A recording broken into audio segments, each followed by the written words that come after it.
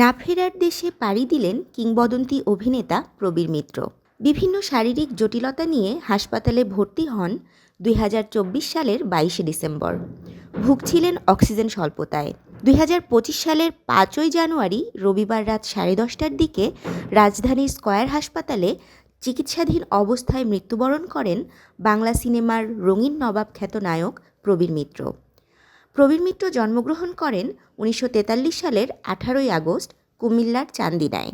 পুরান ঢাকায় বড় হওয়া প্রবীর মিত্র স্কুল জীবন থেকেই নাট্যচর্চার সঙ্গে যুক্ত হন। পরবর্তীতে যোগ দেন থিয়েটারেও। 1969 সালে প্রয়াত এইচ আকবরের জলছবি চলচ্চিত্রে অভিনয়ের মাধ্যমে চলচ্চিত্রে পা রাখেন প্রবীর মিত্র। সিনেমাটি মুক্তি পায় 1971-এ।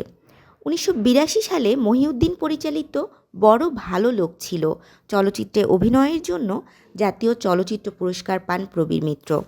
2018 সালে জাতীয় চলচ্চিত্র পুরস্কারে অর্জন করেন আজীবন সম্মাননা পুরস্কার। 70-এর দশক থেকে দাপুটে অভিনেতা হিসেবে কাজ করে গেছেন প্রবীর মিত্র। জীবদ্দশায় অভিনয় করেছেন 4 শতাধিক সিনেমায়। মৃত্যুকালে তার বয়স হয়েছিল 84 বছর। তিনি 1 মেয়ে 2 ছেলে সহ অসংখ্য ভক্ত, স্বজন ও গুণগ্রাহী রেখে গেছেন। প্রবীর মিত্র এই নামটির কারণেই অনেকের মনেই প্রশ্ন বাঁধে, প্রবীর মিত্র আসলে হিন্দু নাকি মুসলমান। তবে এই বিষয়টি প্রবীর মিত্র নিজেই এক সাক্ষাৎকারে খোলসা করেছিলেন। তিনি জানিয়েছিলেন, তিনি তার স্ত্রীকে বিবাহের সময়ই ধর্মান্তরিত হয়েছিলেন, অর্থাৎ হিন্দু থেকে মুসলমান হয়েছিলেন।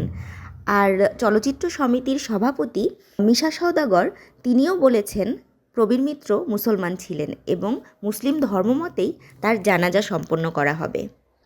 6 জানুয়ারি সোমবার বাদ জোহর এফডিসিতে তার প্রথম জানাজা অনুষ্ঠিত হবে।